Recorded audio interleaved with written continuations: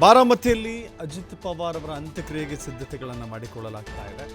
ಬಾರಾಮತಿಯ ವಿದ್ಯಾ ಪ್ರತಿಷ್ಠಾನ ಮೈದಾನದಲ್ಲಿ ಅಂತ್ಯಕ್ರಿಯೆ ಜರುಗುತ್ತೆ. ಕಾಟೇವಾಡಿಯಿಂದ ಆಗಮಿಸ್ತಾ ಇದೆ ಪಾರ್ಥಿವ ಶರೀರ. ಕೆಲವು ಹೊತ್ತಿನಲ್ಲಿ ಅಜಿತ್ ಪವಾರ್ ಅಂತ್ಯಕ್ರಿಯೆ ನೆರವೇರುತ್ತೆ. ಬಾರಾಮತಿಯ ಕಾಟೇವಾಡಿಯಲ್ಲಿ ಅಂತ್ಯಕ್ರಿಯೆಯನ್ನು ನೆರವೇರಿಸಲಿಕ್ಕೆ ಸಜ್ಜಾಗ್ತಾ ಇದ್ದಾರೆ.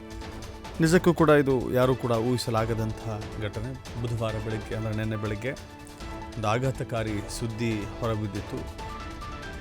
66 ವರ್ಷದ ಉಪಮುಖ್ಯಮಂತ್ರಿ ಅಜಿತ್ ಪವಾರ್ ಬಾರಾಮತಿ ವಿಮಾನ ನಿಲ್ದಾಣದಲ್ಲಿ ನಡೆದಂಥ ಖಾಸಗಿ ಜೆಟ್ ಪತನದಲ್ಲಿ ದುರ್ಮರಣಕ್ಕೀಡಾದರು ಅನ್ನುವ ಸಂದೇಶ ಬಂದಿತ್ತು. ಅಪಘಾತದಲ್ಲಿ ಆ ವಿಮಾನದಲ್ಲಿದ್ದಂಥ 5 ಕೂಡ ಪ್ರಾಣವನ್ನು ಕಳೆದುಕೊಂಡಿದ್ದರು. ಅವರಲ್ಲಿ 2 ಪೈಲಟ್ಗಳಾಗಿದ್ದರು. ಓರ್ವ ಭದ್ರತಾ ಸಿಬ್ಬಂದಿ. ಸಂಪೂರ್ಣ ಮಹಾರಾಷ್ಟ್ರ ಈಗ ಒಂದು ರೀತಿ ಶೋಕ ತಪ್ತವಾಗಿರುವ ಹಾಗೆ ಕಾಣಿಸ್ತಾ ಇದೆ. ಒಂದು ಸಮಾಧಾನಕರ ಸವಾಲು ಮಾತ್ರ ಹಾಗೆ ಕಾಡ್ತಾ ಇದೆ. ಯಾಕಂತ ಹೇಳಿದ್ರೆ ಈ ದುರಂತ ನಡೆಯುವುದಕ್ಕೂ ನಿಜಕ್ಕೂ ಕೂಡ ಇದು ಅನಿವಾರ್ಯವಾಗಿತ್ತಾ ಅಂತ ಹೇಳಿ, ಈ ದುರಂತ ಅನಿವಾರ್ಯವಾಗಿತ್ತಾ ಅಂತ ಎಲ್ಲದಕ್ಕೂ ಉತ್ತರ ಎಲ್ಲೂ ಕೂಡ ಸಿಗ್ತಾ ಇಲ್ಲ. ಯಾಕಂತ ಹೇಳಿದ್ರೆ ಅನೇಕ VVIPಗಳು ಇಂಥದ್ದೇ ವಿಮಾನ ದುರಂತದಲ್ಲಿಯೇ ಪ್ರಾಣವನ್ನು ಕಳೆದುಕೊಂಡಿದ್ದಾರೆ. ಇವತ್ತು ನಡೆದಿರುವಂಥ ಘಟನೆಯಲ್ಲಿ ಯಾರ ಕೈವಾಡ ಇದೆ ಅಂತ ಹೇಳೋದಕ್ಕಿಂತ ಕೆಲವರು ಹೇಳ್ತಾ ಇದ್ದಾರೆ ದೇವರ ಕೈವಾಡವೂ ಕೂಡ ಇದರಲ್ಲಿ ಇರಲಿಲ್ಲ ಅಂತ ಹೇಳಿ. ಸೊ ಹೀಗಾಗಿ ಈ ದುರ್ಘಟನೆ ಹಿಂದೆ ನಡೆದಿದ್ದೇನು, ಯಾವ ವೈಫಲ್ಯಗಳಾಯಿತು, ಇದನ್ನು ತಪ್ಪಿಸಬಹುದಾಗಿತ್ತಾ, ಅದು ಹೇಳಿ ಕೇಳಿ ತುಂಬ ದೂರದ ಅಲ್ವೇ ಅಲ್ಲ ಅದು. ಅಜಿತ್ ಪವಾರ್ ಮುಂಬೈನಿಂದ ಕೇವಲ 150 ಕಿಲೋಮೀಟರ್ ದೂರದಲ್ಲಿದ್ದಂಥ ಬಾರಾಮತಿ ವಿಮಾನ ನಿಲ್ದಾಣದಲ್ಲಿ ಪ್ರಯಾಣಿಸ್ತಾ ಇದ್ರು. 150 ಕಿಲೋಮೀಟರ್ ಮುಂಬೈಗೂ ಬಾರಾಮತಿಗೂ. ಹಾಗೆ ನೋಡಿದ್ರೆ ಚುನಾವಣಾ ಸಂದರ್ಭದಲ್ಲಿ ಪ್ರತಿನಿತ್ಯವೂ ಕೂಡ ಹೆಲಿಕಾಪ್ಟರ್ಗಳಲ್ಲಿ ಓಡಾಡ್ತಾರೆ.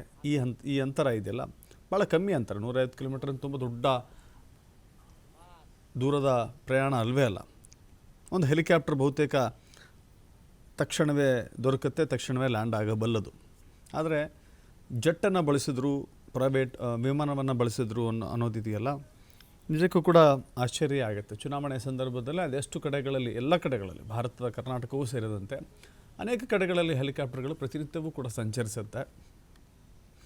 ಆಗ ಎಲ್ಲಿಯೂ ಕೂಡ ಆ ರೀತಿಯ ಅವಘಡಗಳು, ಆ ರೀತಿಯ ಅಪಘಾತಗಳು ನಡೆದಿಲ್ಲ. ಬಟ್ ಇದು ಭಾಳ ಆಶ್ಚರ್ಯವನ್ನು ಮೂಡಿಸ್ತಾ ಇದೆ.